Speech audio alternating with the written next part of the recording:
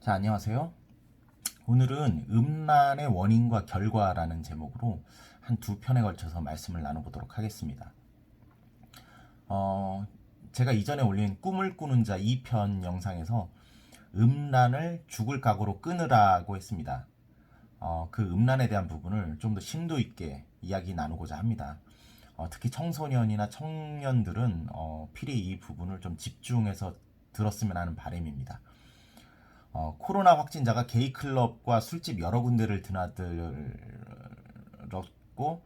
그 접촉자 수만 수백 명, 수천 명에 이른다는 뉴스를 접했습니다.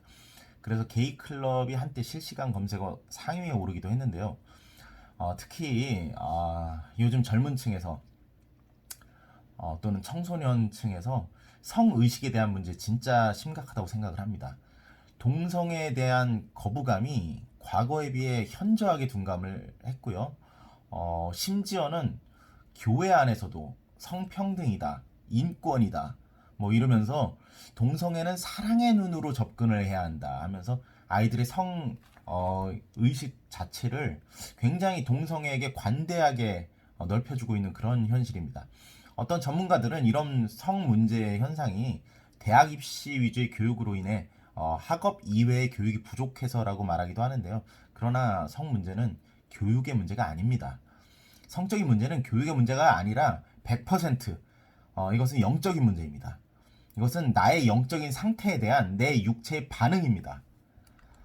그러면은 먼저 사람은 영적인 존재입니까? 아니면 육체적인 존재입니까? 이 부분을 먼저 좀 따져봤으면 좋겠습니다. 창세기 2장 7절에 따르면 사람은 하나님이 육신을 만들어 우리 안에 생기를 불어넣어 생명으로 완성된 존재라고 말씀을 합니다. 사람은 하나님의 창조하심에 따라서 우리 안에 생명이 존재하고 그것은 영원불멸합니다. 사람이 이 땅에서 유한한 생명을 지닌 존재지만 죽은 후에 그것으로 끝나는 것이 아니라 사후의 삶이 영원하게 또 있습니다. 지옥으로 가느냐 아니면 천국으로 가느냐 장소만 달라질 뿐입니다. 하나님의 최후의 판결 이후에 사탄과 불지옥에서 영원히 고통받으며 사느냐 아니면 하나님의 백성으로 우리 주님과 천국에서 영원히 사느냐 이 차이일 뿐입니다. 자, 그런데 이 영이 변질이 되면 문제가 발생을 합니다. 영이 음란에 물들면 그것은 바로 육체적인 음란으로 나타납니다. 사람은 육체적인 존재이기도 하며 동시에 영적인 존재이기도 하기 때문입니다. 자, 영적인 음란이 그러면 무엇일까요? 영적인 음란이란 하나님 이외에 다른 것을 섬기는 것을 영적인 음란이라고 합니다. 그것은 다른 이방신이 됐든 물질이 됐든 명예가 됐든 인기가 됐든 심지어 자기 자신을 하나님보다 더 높은 곳에 두고 사랑하는 것이 즉 하나님이 계셔야 할 자리에 다른 것을 놓고 섬기는 행위, 이것이 바로 영적인 음란이요 간음입니다. 영적인 음란은 모든 죄의 기본이 되는 것이고 죄의 시작이요 그리고 끝입니다. 이런 영적인 음란이 내 마음에 자리를 잡고 있으면 외부적인 환경과 경험에 의해서 육체적인 음란의 메시지나 영상이 나에게 들어오고 그것은 내 영 깊숙이 자리를 잡게 됩니다. 마치 원래 예전부터 있던 것처럼 깜쪽같이 내 영과 하나가 되는데요. 그리고 그것은 어느 순간 기회가 되면 상황이 되면 그럴 때마다 반복적으로 생각으로 떠오르며 육체를 불같이 점령하며 나아오게 됩니다. 그리고 이 불은 아주 앞서 말씀드린 대로 음란하고 한 세트인 술의 힘이 이 불을 활활 붙여주게 되겠죠. 하나님을 떠나 있는 상태를 죄라고 성경은 말을 합니다. 따라서 하나님과 바른 관계로 서 있지 않은 모든 사람이 음란한 존재인 것입니다. 자, 우리는 노아의 홍수를 기억합니다. 그때 하나님이 왜 인류를 홍수로 멸하시기로 작정을 하셨나요? 창세기 6장 2절에 보면 하나님의 아들들이 사람의 딸들의 아름다움을 보고 자기들이 좋아하는 모든 여자로 아내를 삼는지라. 많은 설교가들이 단순히 성적인 타락 때문이라고 말씀을 하고 있는데 좀 더 정확히 몇십 년, 몇백 년부터 이것은 이어온 성적인 죄악의 어떤 결정판이다라고 볼 수가 있습니다. 어떤 몇십 년, 몇백 년 전부터 이어온 죄악이 성적인 타락으로 열매를 맺었기 때문이다라고 말씀을 할 수가 있습니다. 성적인 타락은 영적인 타락의 결과물이라고 말씀을 드렸죠.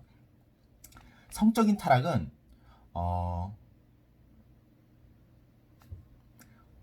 노아 시대에 훨씬 더 앞선 가인과 아벨의 죄에서부터 시작을 합니다. 아담의 아들인 가인이 동생 아벨을 때려 죽이고 죄인의 낙인을 지고 살아갑니다. 다들 아시겠지만 아벨은 양을 치는 자였고 가인은 농사를 짓는 사람이었습니다. 하나님은 아벨의 제사는 받으셨지만 가인의 제사는 받지 않으셨습니다. 그래서 상당히 열받은 가인이 아벨을 때려 죽입니다. 당사자인 하나님이 안 받으셨는데 아무 상관없는 제3자인 동생을 때려 죽여 화풀이를 합니다. 그러나 그 마음의 더 큰 문제는 하나님이 가인의 주인이 아니라 가인 스스로가 자신의 주인이었기 때문입니다. 자기 안에 하나님의 자리에 하나님이 계셔야 되는데 가인 스스로가 그 자리에 있었기 때문입니다. 하나님이 받으시기로 정하신 양의 제사는 하나님이 정하신 겁니다. 그러나 가인은 하나님이 정하신 방법이 아니라 자기가 정한 방법이 옳다고 우기고 그것을 강행한 거였고, 자기가 정한 그 방법이 거절당하자 분노하며 동생을 죽이게 된 것입니다. 자, 그 다음 그러면은 가인의 자손을 살펴보겠습니다. 창세기 5장 19절에 라멕이라는 사람이 나옵니다. 결국 가인의 자손 라멕 때에 이르러서 자세히 살펴보면 일부 다처제가 등장을 합니다. 정확히는 일부 이처제겠죠. 근데 그 이후에 더 부인을 뒀는지 모르겠어요. 하나님이 아담에게 하와를 주시며 일부 일처로 만드신 하나님의 방법을 가인의 자손인 라멕이 대놓고 또 반역을 하는 모습을 보이게 됩니다. 라멕의 아내들 이름은 아다와 실라입니다. 아다에게선 야발과 유발이 나왔고, 야발이라는 사람은 가축 치는 자의 조상이고, 유발은 수금과 퉁소를 잡는 자의 조상이라고 성경은 말을 합니다. 자, 에덴 동산에서 하나님은 이 세상 모든 동물들을 다스리는 권한을 사람에게 부여하셨습니다. 그러나 라멕의 아들인 야발 때에 이르러 하나님의 방법을 또다시 거역하고 가축이라는 개인 소유를 주장하는 모습을 보입니다. 하나님의 허락하심이 아니라 내 가축을 내 울타리 안에서 키우겠다는 탐욕입니다. 그리고 그 아우인 유발은 또 다른 타락의 모습으로 수금과 퉁소를 잡고 자신들의 흥을 돋우기 위한 유흥문화의 조상이 됩니다. 그가 온전히 만약에 하나님을 향했다면 수금과 퉁소로 하나님을 찬양했어야 합니다. 그러나 그러한 문구는 하나도 없죠. 그런 말씀은 하나도 없습니다. 라멕의 둘째 아내인 실라를 봅니다. 그 아들은 또 어땠습니까? 두발가인이라는 사람입니다.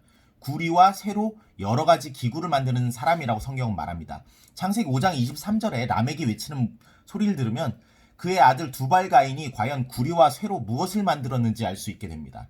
라멕은 어디 가서 상처를 입자 사람을 죽였다고 합니다. 그리고 그 사람은 소년이라고 자랑을 합니다. 즉 라멕은 자기 기분에 안 맞으면 어린 애들도 무기로 찔러 죽이는 그런 살인마의 기질을 다분했던 사람입니다. 즉 라멕은 여자를 탐하고 살인하기를 주저하지 않는 육체적 타락의 전형적인 모습을 보입니다.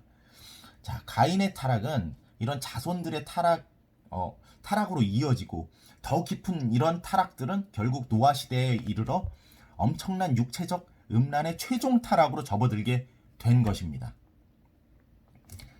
자신이 육체적 음란으로 고통받고 있다는 것은 자신의 영이 하나님 이외의 다른 것과 관련이 되어 있다라고 강력하게 의심을 해봐야 됩니다. 그것을 예수님의 이름으로 끊어야만 음란으로부터 자유로울 수 있습니다. 음란은 단순히 어떤 환경적인 요인, 어떤 생각의 요인, 자기 노력의 요인이 아닙니다. 이것은 100% 영적인 요인입니다. 부디 하나님께로 돌아오는 여러분이 되셨으면 좋겠습니다. 이 다음 편에는 제가 동성애에 관해서 한번 나눠보도록 하겠습니다. 감사합니다.